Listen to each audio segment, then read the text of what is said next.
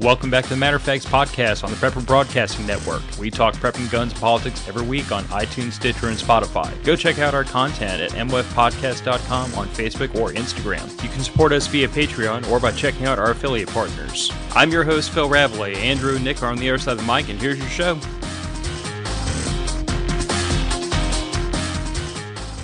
And welcome back to Matter of Facts podcast. For those of you who are watching the stream, I completely forgot until 15 seconds before we started the stream that I needed to tweak the audio levels on that intro and outro. So I'm apologizing now for my complete lack of professionalism. But I also have to call out one of our distinguished guests, one of our can I call him a problem child? He probably wouldn't take offense at that because he knows who he is, and he probably is a problem child. But he literally told me 15 minutes ago that I needed to announce to y'all when the stream was so that y'all could catch it live and give us crap if you wanted to. And I recounted this to Nick before while we were getting everything spun up, and he was like, but we say it on every show. And I was like, I mean, I thought we did. Maybe not every show, but most of the shows. We definitely miss it while drinking aggressively the other show. That's fair. We were I was definitely more sauce than you were. Yes. If the volume and the vitriol of my rants is to be any indicator. It's fine. You can tweak that in like the post-production. It's all right. The volume of the rants? Yeah. Oh no, that's part of the fun. Oh, all right then. Blow out the mic, it's fine. But this is non-alcoholic coffee, so this will be a nice thoughtful discussion this time. But first, we have to do the admin work. Andrew's obviously not with us. Andrew was posting spicy Jeffrey memes all week after our last episode, and he got a call by the FBI. So I'm not sure exactly what they want to talk to him about, but I kind of get the impression he might have dropped one too many memes about, like, you know, islands and minors and kitty touchers and politicians and, you know, fat orange Republicans who won't do things they promise to do on the campaign trail and so on and so forth. I don't know about you, Phil, but I'm kind of making the assumption that anyone that voted against releasing the Epstein files is probably on the list. I don't know if I would go that far, but can you think of any good reason why you would have voted against releasing those documents? Well, you're making two mistakes there because you're assuming that there is any good reason and that any reason I would cook up would apply to that freaking snake pit that is our political class. I'm just saying, if you don't want a list of international pedophiles released, there's only one reason I can think of you wouldn't want that information released. Three. You got three? All right. I think of two. I guess your donors are on the list or you're on the list. That's two of them. All right. What's your third one? The volume of people on the list is so significant that it will be like, it will destabilize nations to have it released. Hang on. No, not a problem. I agree with you. I didn't say these were my reasons. You just asked if I could think of three reasons. Sure. But I'm sure that there is somebody who does lots of insider trading that really doesn't want things destabilized. And if that means protecting people that hurt children, they're okay with that. I'm not saying I agree with that. I'm just saying. No, sure, that makes sense. You don't want to destabilize the entire world's government or economy. But you know what? If our entire global economy is run off of pedophilia, I think it needs to die. I mean, the entirety of it. I will watch it crash and I will laugh the entire time. I'll flick matches at it while giggling like a lunatic and be perfectly okay with that. But that was not the assignment. The assignment was, can you think of four reasons or three? True. Can you think of reasons? And I can think of reasons. There's not good reasons. Yeah. No. Anyway, if you're not a patron and you'd like to become a patron, you can support the lunacy that is this show for as little as $1 a month and as much as you can slide past your wife without getting into trouble. I mean, technically you could get yourself in trouble, but I would feel bad about it. I'd feel somewhat responsible for that. So, like, you know, I will laugh that you got yourself in trouble. I mean, I don't know, man. We've all been in trouble before. I mean, at worst, you're going to get a stern talking to. You know, you do raise a good point. So why haven't you bought night vision yet? Because, God damn it, I'm trying to be fiscally responsible. It's about my standards, damn it.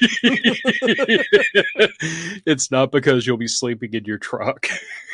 No, see, I'm too big for that. She can't carry me to the truck.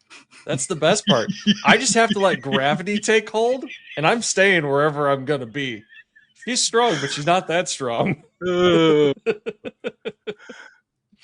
I am going to enjoy needling you for at least another 6 months to a year on the back of that joke. Oh, yeah. Don't you worry. All right. If giving your money away to random weirdos for no specific reason doesn't appeal to you, there's also links to merch in the show description. You can get a shirt, you can get a koozie, you can get a coffee cup, you can get whatever you like that they sell that has our logos on it. And it supports small business, supports the show. And my wife and I started a nonprofit last year. It has not crashed and burned. We have not embezzled money, and we haven't gotten sued yet. So, have you been hired for obscene rates for speaking fees? So, interestingly enough, slight sidebar.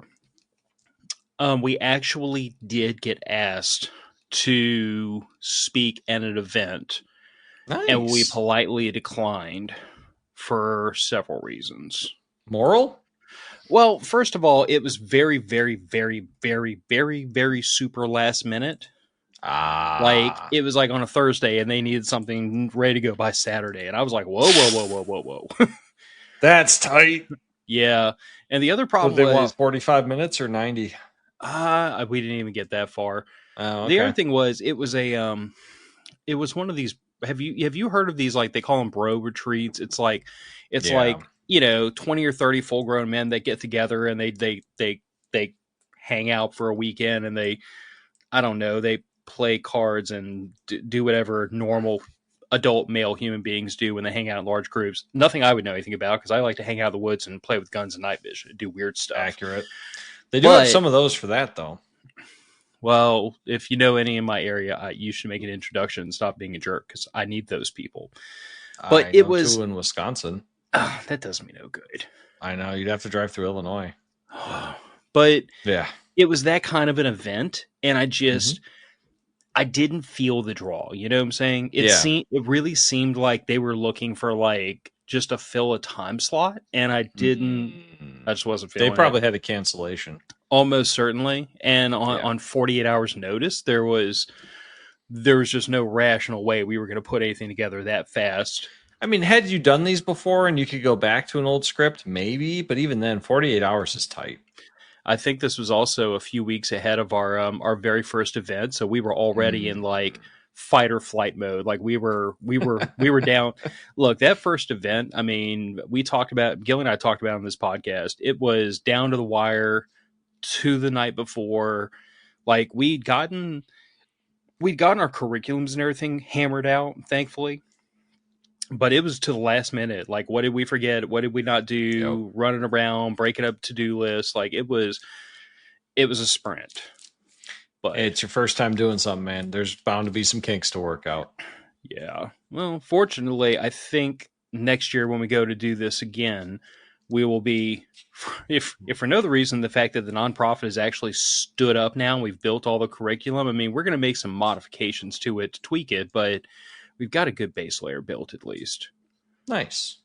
Anyway, to topic: harmless men, heartless women. So, while I was up in Michigan for the MOF summer camp, I got to go visit Trek, like, in person.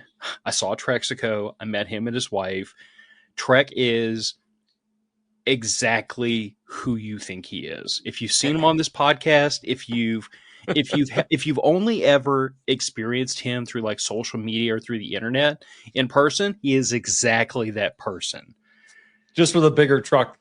That's really the only thing. Like, yeah, but it was a great experience. He and his wife are a ton of fun. I mean, they showed me the whole property, Trexco, everything he's building, everything he's done. We got to, sit in his kitchen, just BS with him for a while before we had to move on to our next stop that evening, which wound up being to Uncle Randy's to actually sit on Uncle Randy's front porch. For anybody that's ever had the disaster coffee Uncle Randy's front porch, I've sat on that porch. But But while I was visiting with Trek, we were just talking, BSing and everything. And like I was telling Nick, like over the years, I've had this thought, and I'm sure other people had this thought. I'm sure the five of y'all that are watching the stream right now that you should comment, so I know that you're not just bots. Um, I've always had this feeling like, there's people in this world who, like, I sincerely hope there's a police officer that lives next door to them, because they are completely and totally unable to use violence to protect themselves and their families. Like, Yep. and that is no judgment. That is no malice. That is no shade. That is just a fact of the matter. They are, whether it is a lack of, whether it is the wrong mentality, whether it is lack of skill, whether it is lack of strength or speed or stamina or whatever the problem is, they could not fight their way out of a wet paper bag. They couldn't find their ass in the dark with a flashlight in both hands. They could not act in their own self-interest if it came to a contest of violence. Yeah. Like, if somebody boots their front door in off the hinges at 3:00 in the morning, they better grab 911 and start praying. Yeah. Because I have met a lot of people like that. And, to add to that, I think it was Jordan Peterson. And you know what? I don't really follow the guy, but a while back I saw this on Instagram, and it was something to the nature of, if you're not capable of doing violence, you're not a good person. You're just weak. yes. You can't make the choice to be a good person and to be nonviolent if you're completely incapable of doing that. No, I mean, not everything Jordan Peterson says, I feel like, is like bombs on target, but I think that certainly is. Like, I really do think it is, because look, if you are so totally spineless and weak that you wouldn't defend yourself if you were forced into that situation, or you don't have the capacity to do harm, you're not making the choice not to do harm. Like, I don't know. It's just, it struck me as very poignant that you're never, if you're never really making the choice to do good, you're never actually in a position to weigh those moral choices and develop the, I guess, intellectual muscle to find the correct choice. So it's going to lead to more, I would say, damage, unintentional damage, than if you were actually strong and capable. the person that's been tested in the arena, and whether the arena is a contest of strength, of speed, of violence, of combat sports, but the person that's been tested in the arena knows what they're capable of. Mm-hmm. And they know exactly how far they have to pull back to avoid harming someone. True. The person that has never been tested has no earthly idea what they're capable of or whether or not to pull back. So they are That's simultaneously more likely to hurt someone else with an overuse of force, or not hurt someone, not accomplish their task because they overestimate their force. Yep. But this whole conversation, and there is more to it, but the part that stuck out to me, the part that like crystallized in my head, I talked to my wife as soon as we backed out the driveway. I was like, I need to write this down. This is going to be a podcast topic. Trek called those people harmless. Yep. And that really, like, something about that one word, harmless, just crystallized all this into my head, because, like, I've talked about on the show before, and Nick, I can take a wild guess. You probably have some of the same ideals, but like, at the risk of sounding like the most, early 20th century knuckle dragging person on earth, there is a certain amount of me that really does believe in traditional gender roles. Yeah. Not that I think a person should not be able to express themselves outside of traditional gender roles, but I think that they are traditional gender roles for a reason. And because biologically men and women are wired differently enough that we naturally lend ourselves to these two different realms just because of our psychology, our physiology, and everything else. Well, I think that people are trying to avoid evolution. Avoid what evolution has given us. Deny evolution. Deny it if you can do that all you want, but it's like vegan cats, man. They're all sick. No, that's a good point. I mean, my whole thought process is like I compare like sample size of 1-to-1 me and my wife. My wife Mm-hmm. is a more patient person than I am. She is a more nurturing person than I am. She's a teacher. Mm-hmm. She's great in her role. She does things I never could do. I could not Oh, tolerate absolutely. if I had to tolerate a class full of like screaming 6-year-olds, they'd all be in the front lane arrest by the end of the day. Like, God, me and my wife have that conversation all the time. She'll be talking about something that the kids are doing at work, and I'm just like, just duct tape them to a chair and put them in the closet. Jesus, it's like the kids are always a problem. Like, well, you can't do that. No, you actually can. You won't because you like to keep your job. yeah, But but I your guess job that's is my hell. but I guess that's my point is that, obviously there's something in the sample size of two that we're talking about that Mm-hmm. their mentality, their emotional balance, their whatever, it lends itself to a job you and I admittedly would struggle in. Oh my gosh, yes. On the flip side of things, there is no contest of strength my wife is going to beat me at. Last weekend, I spent 4 hours ripping apart the suspension on a Jeep Grand Cherokee. I got done with all that in 90-degree heat. I was shaking. I was tired. I sat down for the rest of the day and like sucked down a gallon of water and liquid IV, and I had to recuperate. Yeah. 42 is not for the freaking weak. No. But my wife is literally not strong enough to have done some of the things I did, to break some of those bolts, these big old heavy suspension bolts loose, to like hold a strut assembly with one hand up in a wheel well while threading on nuts and everything with a free hand. Like, she's just not as strong as I am. She's not as Yeah. strong. She doesn't have the endurance I do. We are physically built differently. I've even heard that the texture of skin between men and women is biologically different. The way the structure of your skin is made up is different. Men's skin is tougher and has more grip to it. I hadn't heard that, but in retrospect, that seems reasonable. Yeah, I was reading it on what's some site on Reddit. Hold up a second. KD5 PCK. I'm pretty sure that's a ham call sign. You shut your damn mouth. I do not. I am not ready for 50 yet. Give me a couple more years.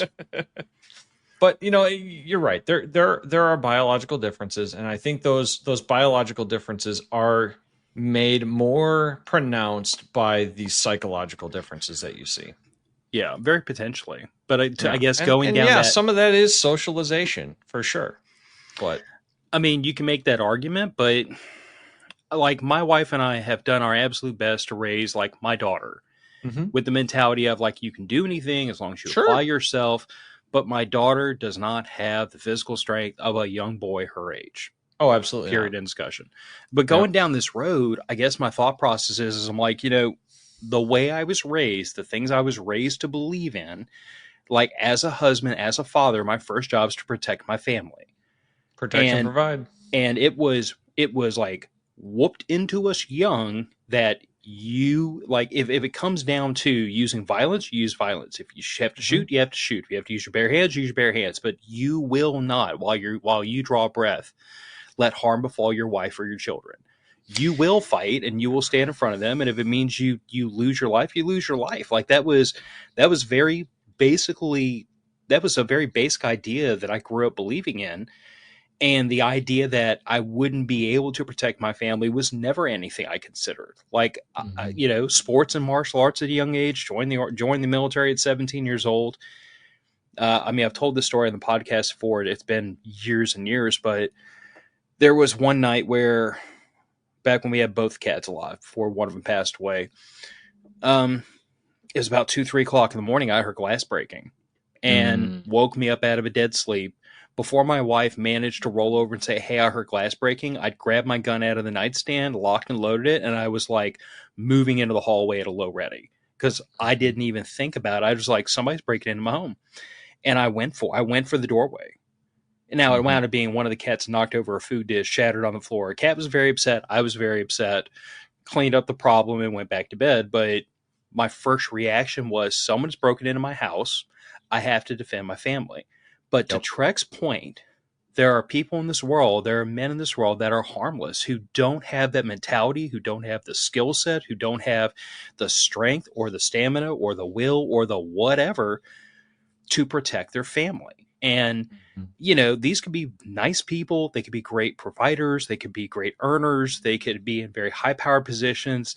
They could be the most polite, moral men on the face of the earth. They're not bad people, but they are Sure. harmless. Yeah. Yeah. I can't comprehend living my life in that way. I don't remember it ever being an explicit thing when I was growing up that you had to be the protector. It was just the default. It was just the default. If there was something dangerous that had to be done, you're the man, you're doing it.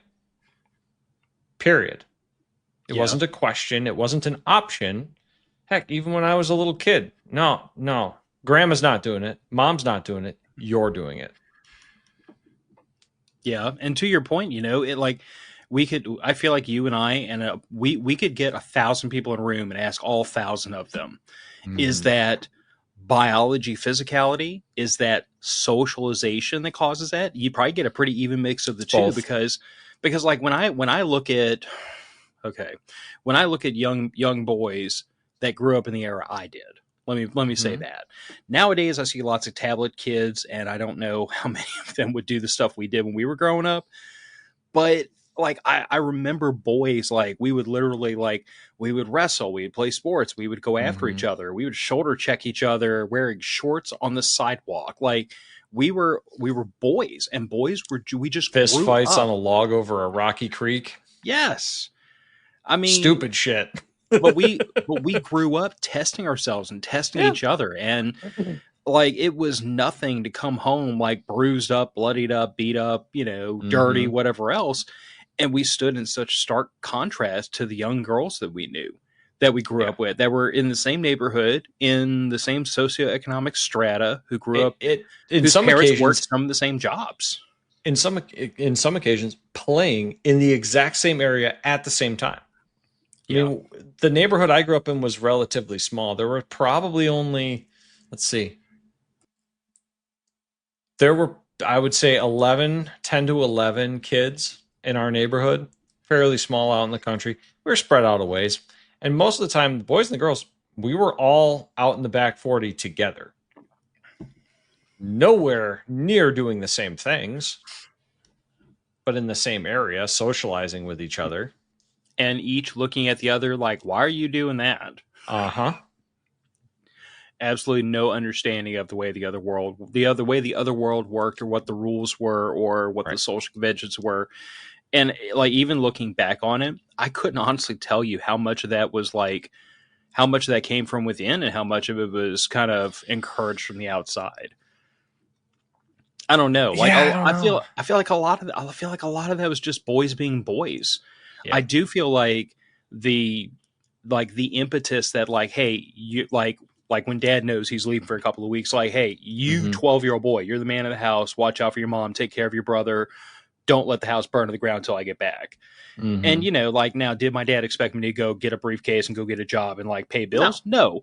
But it was the idea that, like, okay, dad's not here, so I have to step up and try to, like, if mom needs something, if mom needs help, if something needs to be done that I can do, I need to quit being a kid for 5 minutes and go deal with it like a half-assed an adult.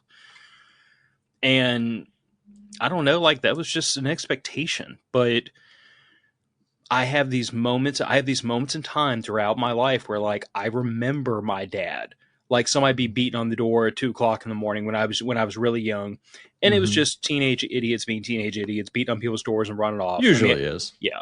Well, in this case it was, but my dad still came to the front door with a handgun in his hand, wanting to know who was beating on his door at 2:00 in the morning. I can remember times when the neighbors would come over, like, being assholes and ranting, yelling about, your kid walked through my yard, stupid shit. And my dad would take him to task and be like, look, don't come over here yelling about my damn kid. If they did something wrong, I get to deal with them, not you.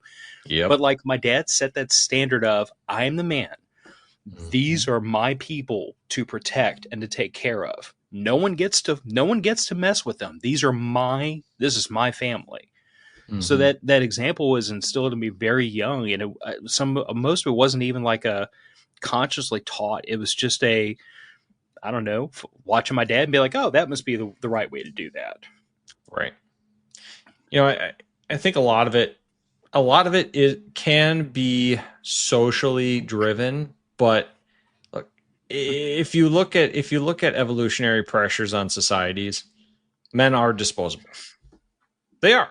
I You hate to say it that way, but no, they yeah, are. If you have a village of 100 women and one man, the village is going to survive, probably, assuming the man isn't sterile. going to be a If lot you of weak have chins and messed up teeth in a generation or Yeah, two, but but still, like evolution doesn't care if you're ugly. Evolution cares if you can continue to breed a successful population. And whereas yes, eventually, to your if you point, had a hundred men and one woman, that it population dies. is going to die. Yeah, unless you can find more women to import from somewhere else, which did happen Because historically. I was about to say not to go to a dark place, but historically that was always an option. That was typically the option, but your society is going to die. It's just the way it is. Women are the only ones that can have children. So they are evolutionarily and biologically more valuable to protect. Yeah, So, but then as I was sitting here thinking about harmless men, it got me thinking like, what's the inverse to that? What's the mm, opposite? What's the inverse? What's the mirror image to harmless men? And it took me to heartless women. mm, So the same things I was saying earlier about how like my wife is a nurturer. mhm. My wife has more patience than I do. My wife emotionally is very different from me.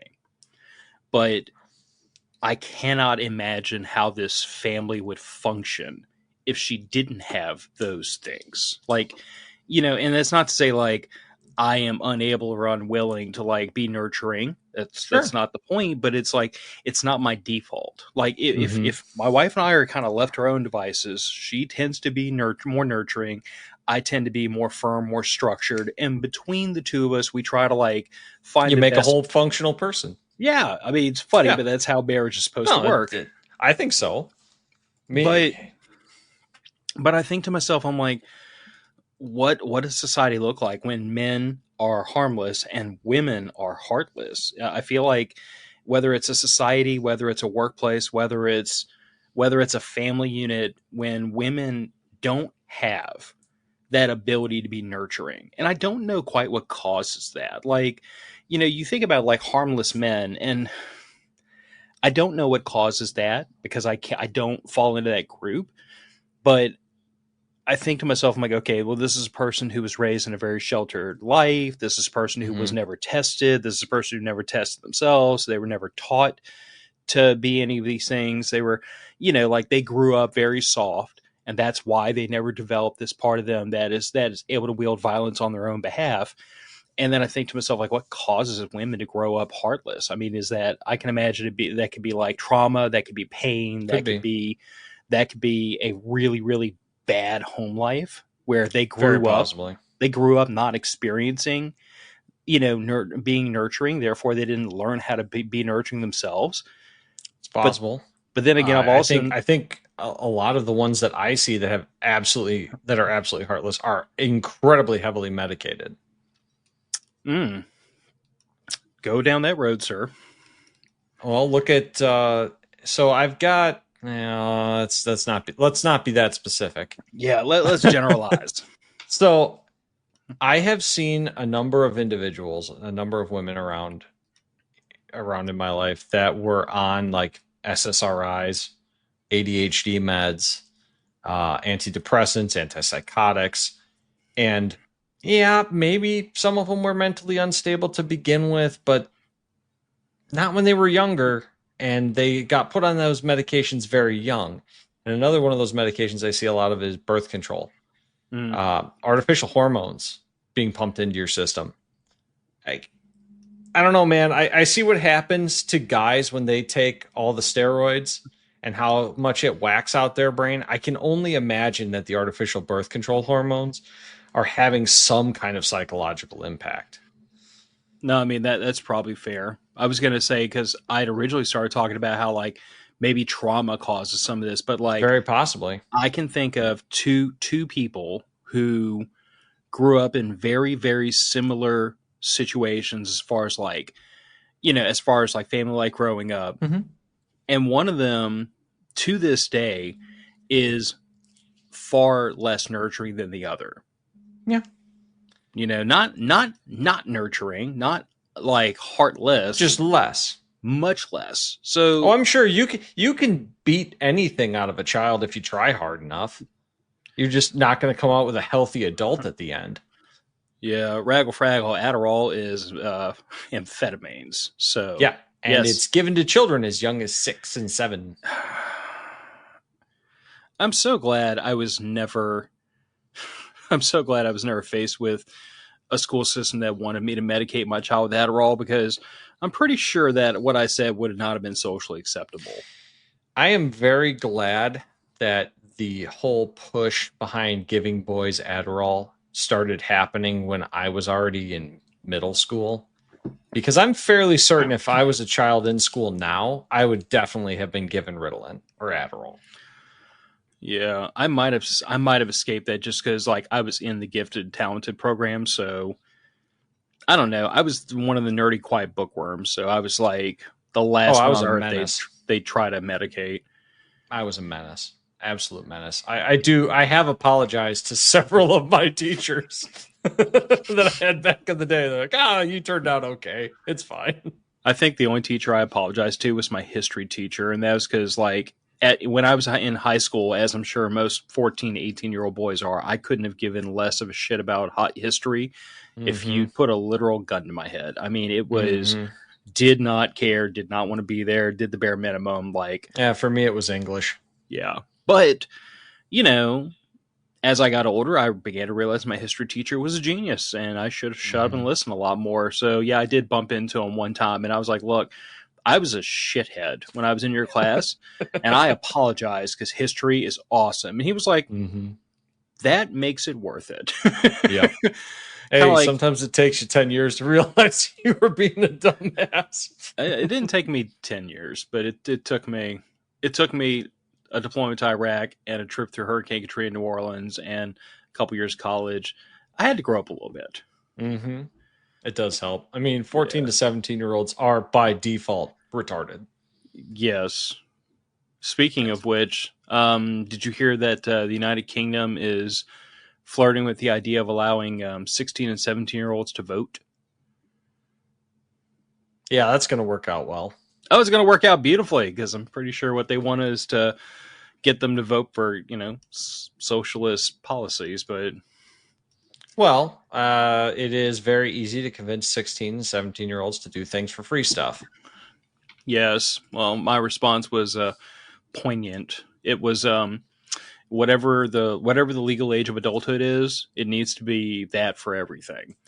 And then I went into my spiel of like, you can buy guns, you can buy alcohol, you can buy cigarettes, you can sign contracts, like your parents can kick you out. You can join the military, you can join vote. the military. Yeah, I went through like the whole list of everything that'd make anyone on the left or anyone on the right scream bloody murder if 16, 17-year-olds could do it.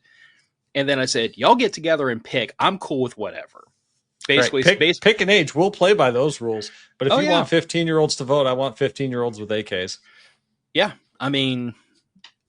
Somalia, here we come. I mean, in certain metro areas, we're already there. Oh, yeah, we are. I mean, kids are walking around downtown Chicago with switches all the time. They're bringing them into school every now and then. Chirac, huh? And anybody that tries to tell me different, you're wrong. I mean, I'm just saying. I'm comfortable playing by whatever set of rules society dictates, but I would like the rules to make sense, and I don't think that's asking too much. I would just like the rules to be internally consistent. Yeah, that seems like a base. Like that seems like a base layer. Like consistency. Yeah. Jeff Jag. To be fair, it will be part of the European Caliphate in the next 10 years anyway. Look, don't worry. Radical Christian theology is making a comeback in a few places. We'll get a new crusade going. It'll be fine. Don't tease me. But I don't know, man. Like I I've actually, so in the name of, before we move on to the last of these pieces, because this is poignant, I think. Um, I have really heavily cut back my social media consumption in the last several months, and I found that I am shying away from a lot of like the preparedness content I used to swallow a lot, just because I started to notice, I'm like, every single time these guys are talking about the end of the world again. Every single episode is the world is going to end. That is what caused me and my wife to leave the first preparedness group we were part of. Was disaster trading. Disaster trading, just intellectual masturbation about how the world is going to end. You know, it was always, we've got 8 months. It was always 8 months for whatever reason with these people. And no 8 months later, you're still there talking about 8 months. We were closely affiliated with this group of people for about a year and a half, more me than my wife. But after a while, you know, we're a year and a half in, he's like, oh, we've only got 8 months to get all this ready. And I did stop him at one point and I said, yeah, man, you said that 8 months ago. Well, we got lucky. Like, I don't actually think the world's gonna end. It'll just be maybe shittier, but not end. Yeah, so Raggle Fraggle, the problem is they're right, just not right now. So, yeah. I'm trying to think. It's a website or something, and I'm going to think about it as soon as we wrap up. But it says, on a long enough timeline, everyone's survivability goes to 0. Oh, yeah, absolutely. So, sure. Just for the sake of argument, like, yes, the world is eventually going to end. All life on this planet is going to wind up being dust. No one is going to make it out of this MF or alive. Like that is. Earth will eventually be swallowed by the sun expanding into a red giant. Yeah, and eventually the United States of America is going to fracture, and the economy is going to collapse, and world governments will burn. Like, yes, sooner or later it will all come falling down, and no one will put Humpty Dumpty back together again.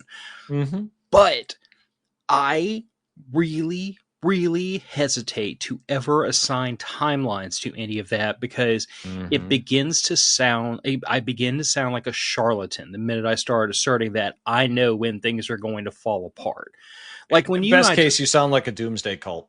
Yeah, but like when you and I talk about things like, like the economy is going to go to the moon sooner or later.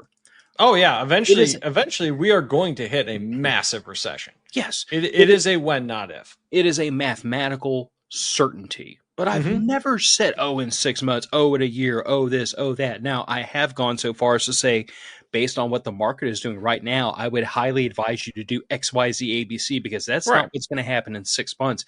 That's what's happening in 6 seconds.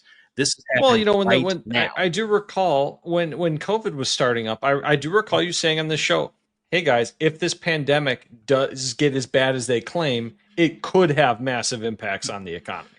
And it did. And it's still having impacts. For exactly the reasons I didn't think it would, but yes. Mm-hmm. Yeah. Thank you, money printing. Really appreciate all that. Yeah. But Rachel said, I can't think about the world ending. And I'll tell you the secret sauce.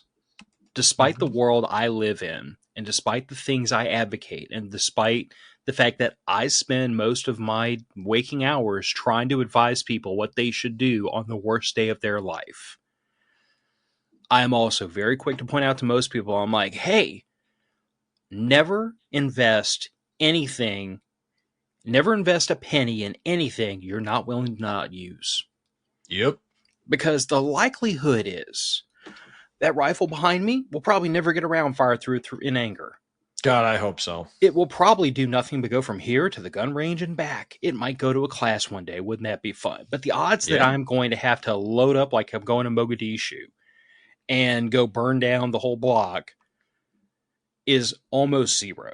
The likelihood that I will have to use my carry gun to defend myself and my family is almost 0. Like, you have to look at some of these things from a very dispassionate, real world statistical 30,000 foot view and realize most of these things are probably not going to happen. So Yep. I think you should invest energy, money, time, whatever in these things to the degree you feel like is appropriate, just in case you have to use it. Mm-hmm. With the understanding that in spite of all these things, I still have a 401k. I still have savings. I'm still working on paying off a mortgage early because the greatest likelihood is that I'm going to make it to 65 and not want to work till the day I die. Yep. I mean, I'll probably want to continue working, but that's because I pathologically enjoy work. Yes. And Jeff, I did expect the government to be stupid. I expected a different stupid, I guess. Yeah. I was betting on the wrong stupid. Yeah, I expected government to be stupid. I didn't. It's hard to pick one stupid. They do a lot of stupid. Yes. We got to remember the government is people, and most people are dumb. Yes. Well, I mean, to be fair, if you expect the government to be stupid, then you're going to be right more often than wrong. But, my whole thing was at the moment, since we brought up COVID, but the moment COVID started, my most immediate concern was not printing money and shutting the economy down and everything crazy that wound up happening. Honestly, my most immediate concern was we have no reliable data coming in from China. None. We have at the time, we have just had our first cases show up in New York City and in the Los Angeles metro area, two extremely high population density areas, two major economic centers, two port cities, two places with international airports. So this thing is about to go thermonuclear any minute now. Like the pin has been pulled out of the grenade and the spoon has flown across the room and this is about to go. Like, yep. And I literally, like when my wife and I sat down and talked about it, I told her, I'm like, for the next seven days, we're not leaving this house. We're not going to hang out with friends. We're going to make excuses. We're going to minimize our trips out of the house. We're going to spend time outdoors. We're going to get plenty of sunshine. We're going to bump our immune systems up the good old fashioned natural way that we know works because we're not morons. And we're going to prepare for the world to burn down. Because I told her, I'm like, in 7 days, either New York City, and Los Angeles literally go up in flames. Like if this is as bad as it could be, if this is Ebola, if this is Spanish flu, airborne Ebola, if this is on that level, those two cities are going to go up in ash in the next 7 days. Like it will. Yeah, we'll have some reliable data within the week. Yeah, and if they don't, then we still have reliable data because now we have. I hate to say it this way about my fellow man, but we have 2 petri dishes, and we're about to see what happens. Yeah, and at the end of 7 days, we definitely did.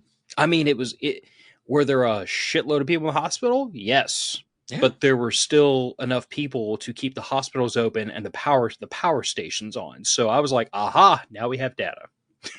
Yeah. Well, true. And by that point, by that 7 days, we also had some reliable data coming out of the EU, especially Italy, because Italy got hit hard pretty early.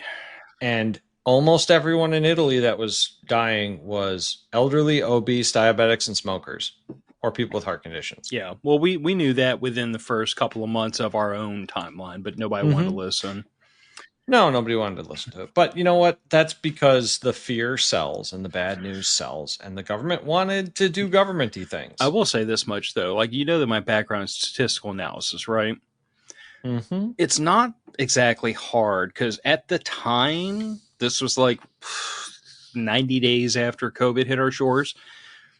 It wasn't really that difficult to look through the CDC's stats and age stratify them yourself if you know what you're doing. It really wasn't rocket surgery. So I did it on break at work, and I do not have a background in statistics. Yeah, needless to say, I mean, I did my own work, and I came to the conclusion fairly quickly. I'm like, how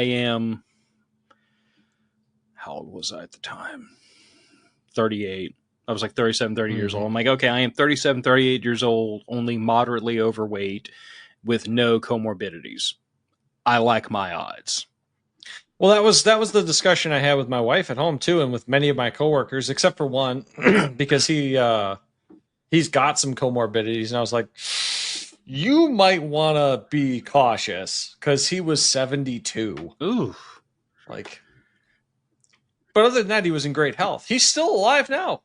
He's been retired for a few years, but like everybody else here's under 50 or, in the 50-55 range. You're probably going to be fine unless you had a comorbidity, which none of them did. Yeah.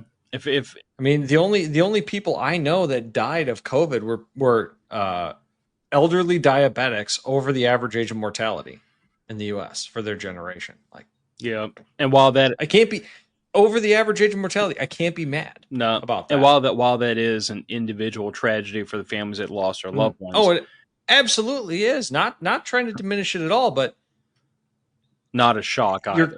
You're kind of at that point where if you died of something else, no one would be surprised. Yeah, well, or at least not terribly. Well, I mean, this is kind of what I recounted someone recently who lost a very elderly family member. I was like, look, at their age, it didn't matter what the next thing to get if it wasn't that, it was going to be the flu. If it wasn't that, it was going to be pneumonia. If it wasn't that, it was going to be falling, breaking their hip, and doing poorly afterwards. I mean, I hate to say it, but at a certain age, like you are one stray banana peel away from going to see Jesus, and that's not absolutely. That's not meant to be like.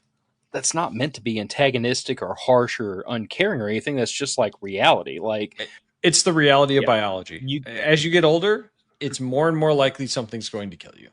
It's an unfortunate fact that we all have to come to terms with. Until the likelihood is 100. Right, exactly. It's terrible, but that's life. All right. 13 minutes. We can do it.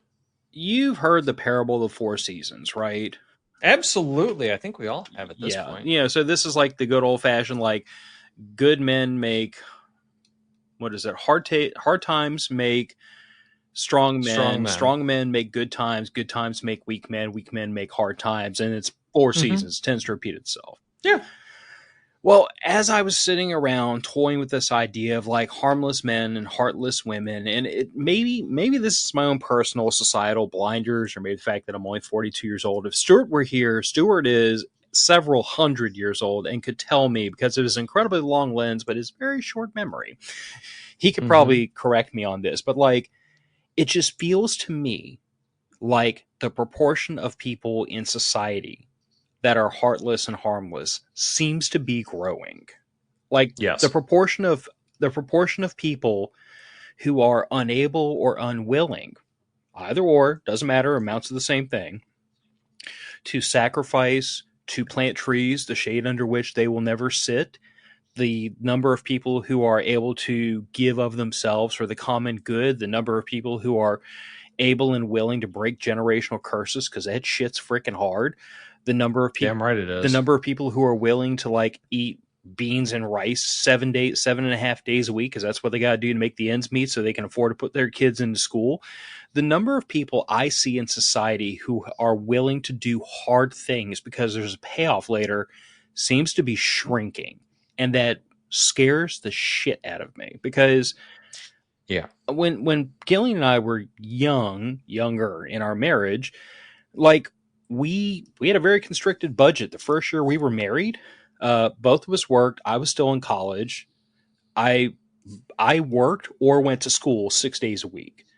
I was taking a full-time loaded school, and I was working 60 hours a week. She was working full-time in New Orleans. I was working in New Orleans, living in Slidell, and going to school in Hammond. So for those of you who aren't from this area, it was a 35 to 40-minute drive from my apartment to school. It was about an hour and 15 minutes from school to work, and then it was about a half an hour from work back home. So I literally, like, I had 1 day a week where I could actually get 8 to 10 hours of sleep, and it was freaking magical. But in spite of working 60 hours a week, most of my money went to bills or it went to the bursar's office. And we ate pork chops and red beans and rice and peanut butter sandwiches most of the time. Like, Gillian and I had to struggle. We had to watch our money really carefully. And even when I graduated college and I was excited because I was like, woohoo, one full-time job. And don't have to pay, that $2,000 a semester when that was a bargain to go to school. Yeah. Like I was all excited because I'm like, woohoo, only one full-time job now with a little bit of overtime. Yep. But I talk to younger people now and they literally think that is impossible. Like they're like, Yes. there's no way you could work even full time, much less 55, 60 hours a week and go to school full time. There's not enough time. Like, how do you get 8 hours sleep? How do you have time to socialize? How do you have time to do this? And I'm like, you don't. First of all, I slept 4 hours a night.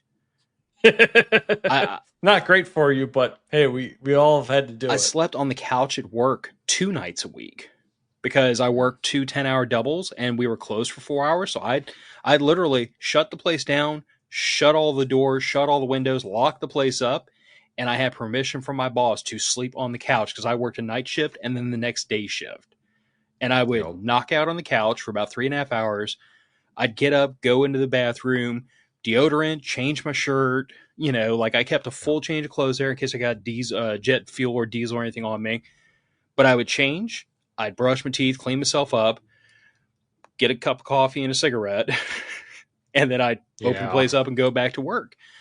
But like I talked to this generation coming up behind us, dude, and like they cannot conceive of the life I'm describing to them. They cannot conceive of driving a truck so old. You have to like check the oil every time you pull into a gas station to make sure there's still oil in it. They cannot conceive of they cannot conceive of the level of austerity I'm describing to them. And that level of austerity didn't feel like poverty to me. It was just, money's just real tight, it'll be better later. We have had a number of interns, and I've mentioned this to you, I think off the air before.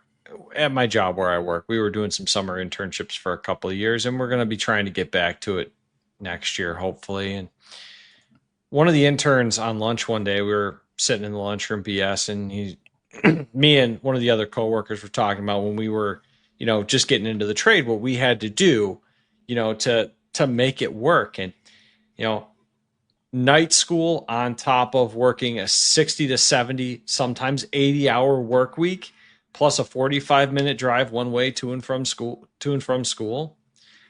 There wasn't a whole lot of sleep being had. There was no socializing being had. Thank God my wife was a very patient girlfriend and was willing to only see me like for the 45 minutes I had before or after class. But the kid said, well, what do you mean? You had to work more than 40 hours? Like, yeah, and we wanted to work more than 40 hours because that's time and a half. You're getting paid 50% more for the same job. I do believe that because of how coddled children have become, because they no longer are exposed to doing hard things, they're no longer willing to, when they become an adult, take on those difficult things. And for some of them, it's as little as, I have to give up DoorDash. Well, I can't give up DoorDash because heaven forbid you drive across town to McDonald's.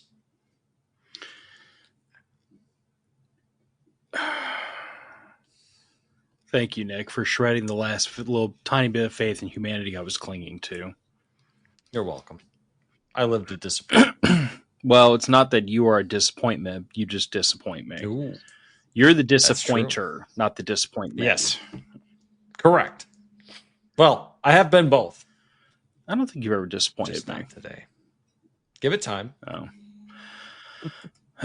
Comments. Early to rise and early to bed makes a man wise but socially dead.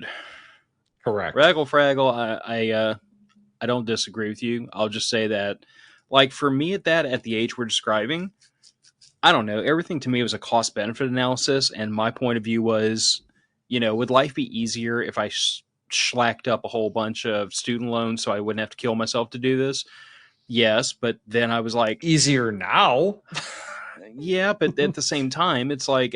I will always take harder now and easier later. Yeah, or just harder now and harder later and just profit from it. Like, I don't know.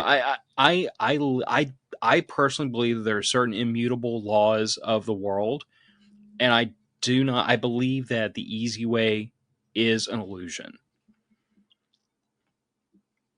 If something was easier, but it was just as good, I'm gonna call shenanigans on that because I've never seen anything that worked just as good but was a lot easier. Jeff Chad, same. Go ahead and read it off for the audio listeners. Jeff commented, laziness and degeneracy has always been the collapse of empires all the way back to Sodom and Gomorrah. Yes. Rome. Yeah. Well, degeneracy for sure in Rome, and laziness as in outsourcing all your soldiers to foreign nationals. Good job. You hired a bunch of people you conquered to fight your wars for you. That's never going to come back to bite you in the ass. You've armed and trained all your enemies. Congratulations. Yeah. Thank you, CIA. I've got to call a spade here. I mean, the CIA has armed every terrorist organization that has attacked us.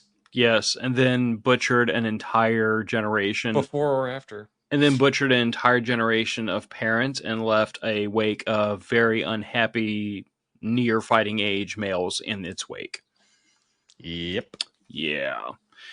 Good job. But I mean, if you want to create international strife, you've done well. Yeah, I mean, that might be a feature, not a flaw. I'm not convinced that it isn't. But circling back around to the Four Seasons. Mm-hmm. How do we make hard men in good times? Because this is something I've been struggling with. Like, I believe in the Four Seasons. I feel like I've seen it in my own relatively short lifetime. I can see the train on the tracks and I can see where it's going. And I have this thought sometimes because, like, you know, Nick, you and I know a lot of hard men. A lot of hard women, too. Like, we know... Oh, God, yeah. We know... You should meet my grandma. No, but not even talking about that generation. I'm talking about within our generation. Mm-hmm. Like, within our little friend group, within our social group, like, we know people who will put foot to ass. We know people who will sacrifice. We know people who believe in some of these they call it old school, you know, life lessons. But, like, we know people who believe a lot of this. And in spite of the fact that we can see so many people softening up around us, we continue to refocus ourselves and say, no. Just because everybody else is getting soft don't mean you get butter soft. You need to tighten up because it's not, and you know, like back to our original point about how like we don't ever want to get into the trap of like the world's going to end and that's what we're getting ready for. But it's like, no.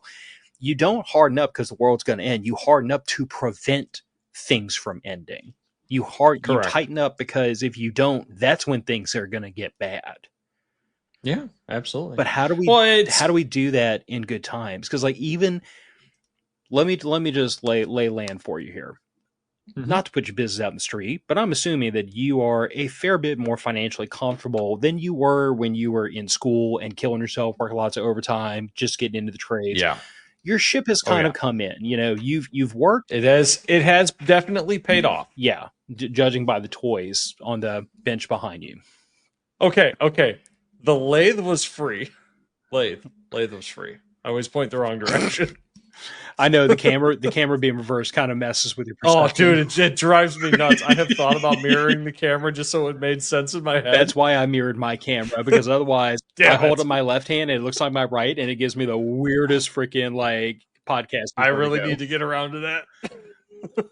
Anyway. All right. Yeah. Hold on a second. KD5 PCK. 4 seasons. I thought we were going to hear about crawfish, shrimp, crab, and oyster season. That's different 4 seasons. Phil's the coon ass. I'm not, so that's on him. Yeah. But now, Phil, I think I got one for you. I think I know who that is. Nice. Yeah, that's our patron that didn't know when we streamed. Because I'm pretty sure that's his ham call sign. Oh yeah, well we can find out pretty easy. That stuff is registered, and you can Google up the list. So your question is, how do we make hard men in good times? You have to allow children to fail or succeed on their own merits. You have to. I was allowed to fail often, repeatedly, sometimes painfully. And you look at my friends. Yeah, we were right. I look at the people that I know growing up who were not allowed to fail, who were kept from failure for the sake of their safety. They are not as confident, they are not as capable, and they are not as striving for success. I'll go with that. I also think another very important recipe is, or another important, oh God, I'm drawing a freaking blank and I haven't even been drinking. Another Maybe you need to start. ingredient in this recipe Yes, there you go. is I think it is important that parents model and teach children the value of sacrifice. Mm-hmm. I think it Absolutely. I think it is important to for a parent to model this and to try to show their children that look, if you sacrifice this, you get this later. If you don't, then you miss out on that. To try to reinforce this very basic tenet, which has been life as far as I'm concerned, of look, the whole world works like this. Either you can have one today or you can have two tomorrow. Yep. There will always be those people who choose a bird in the hand is better than two in the bush. I want the one right now. But your goal is to teach your children, teach younger people about the value of saving, the value of sacrifice. In psychological terms, the technical term is deferred gratification. It's this would be really fun or feel really good, but if I defer gratification, I can have more later. Absolutely. And I think that is a great lesson to teach young people, because it is the foundation for saving. It is the foundation for, for giving up hanging out with the friends to go work. It is the foundation for I want to watch YouTube, but I need to study for this test. I feel like that is the foundation on which you build so many of these other life skills. Is the idea that if you sacrifice today, you can profit from it tomorrow. And if you don't, then you don't have tomorrow. Right. Then you have nothing to profit from tomorrow. KD5 PCK says, live like no one else now so you can live like no one else later, Dave Ramsey. I disagree with Dave Ramsey on a few points, but on that one, he is correct. If you do not, or if you choose to live like the average American does, up to your eyeballs in debt, very little savings, very little retirement, you are going to live like the average retired person that did that when they retire. You're going to be stuck in your house with nothing, living on Social Security and only that. Or you can live like the people that planned to be around that long, and you could be going on cruises 4 times a year. I mean, I could always haul out the old story of the ant and the grasshopper, but that might be a little too on the nose. But I mean, that's honestly a fair way to kind of phrase this all up. Is at the end of the day, I cannot remember who said it, and I always kick myself for not being able to remember these really impactful quotes that stuck with me over the years. But somebody once told me, they said that the proportion of people who are impoverished, that are impoverished because of a lack of earning potential, is far outweighed by the people who are impoverished because of poor habits.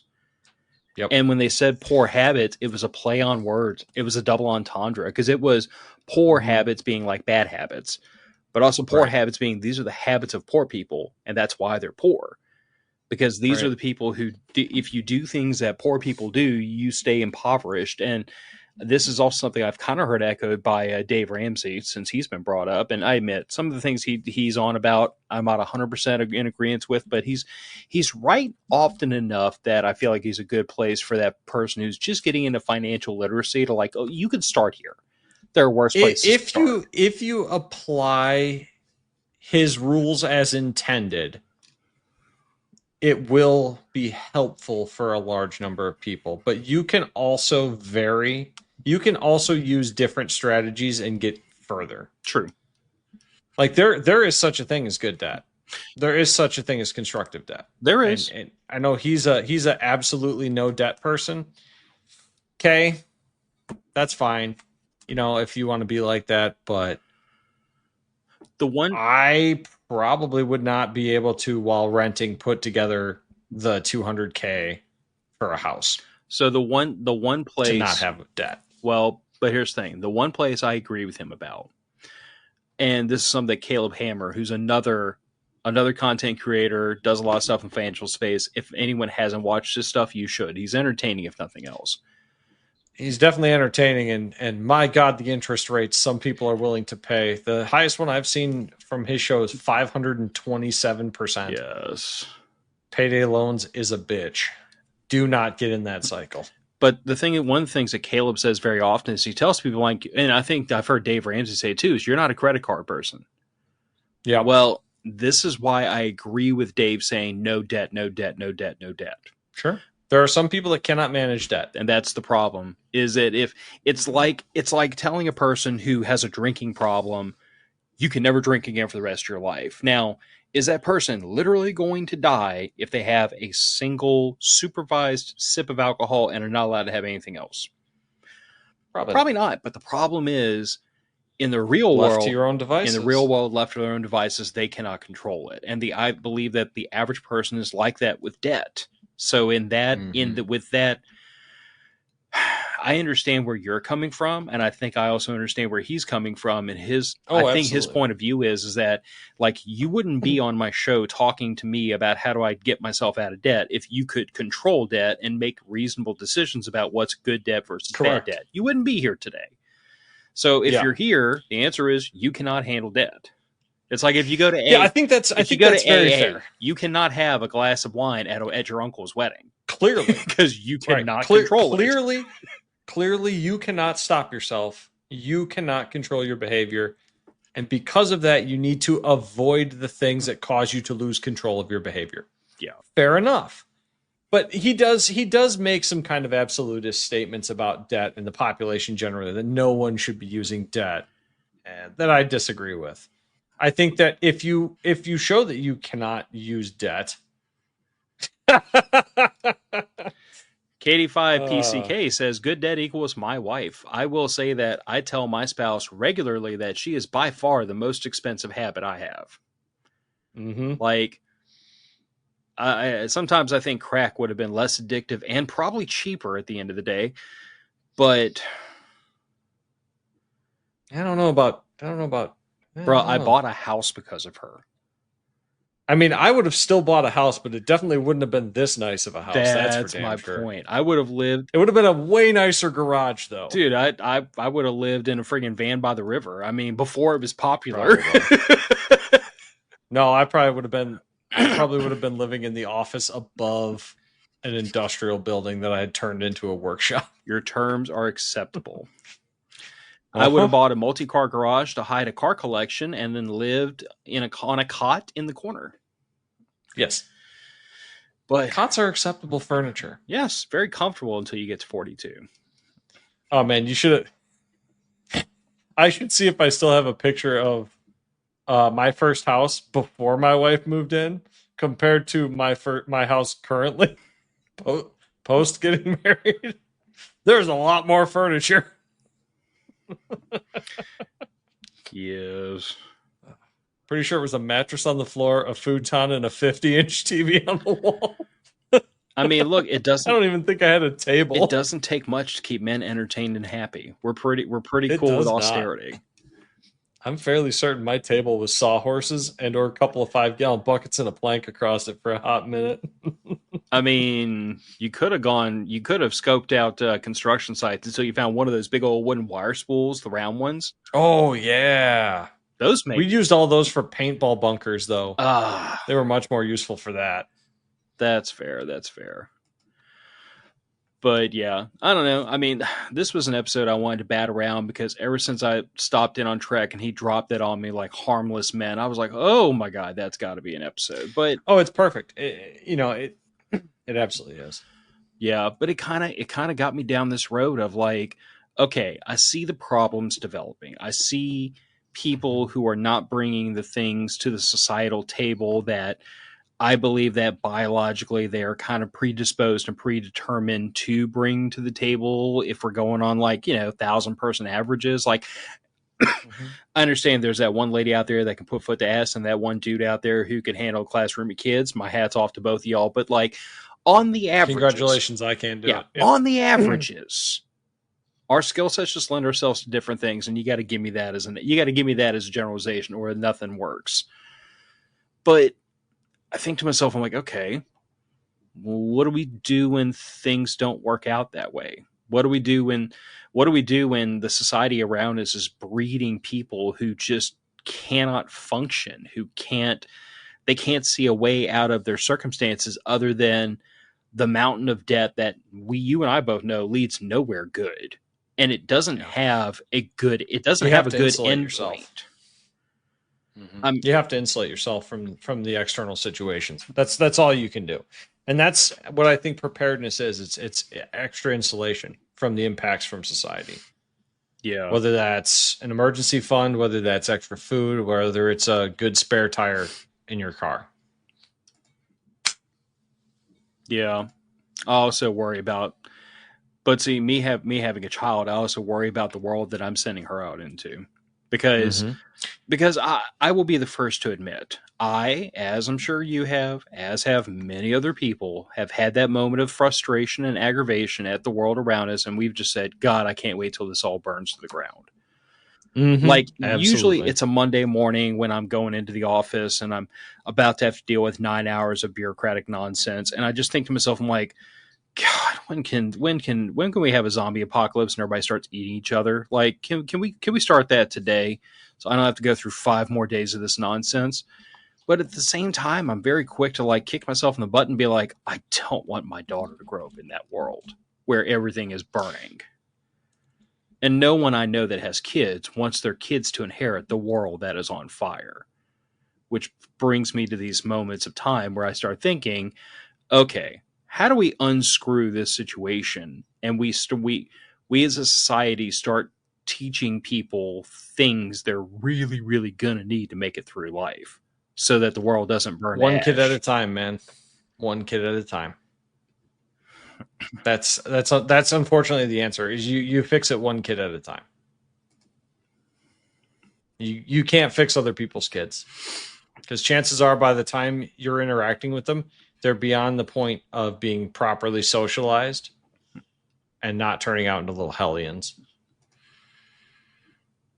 I will also, just as we go to close show out, I'll also recount something that I heard recently, and I couldn't tell you Mm-hmm. where. I'm not even going to attempt to quote it. It was something to the effect of like, somebody was talking about how this next generation, Gen Z going into Gen Alpha, which is like, I think my daughter's like right on the cusp. She's just barely Gen Alpha.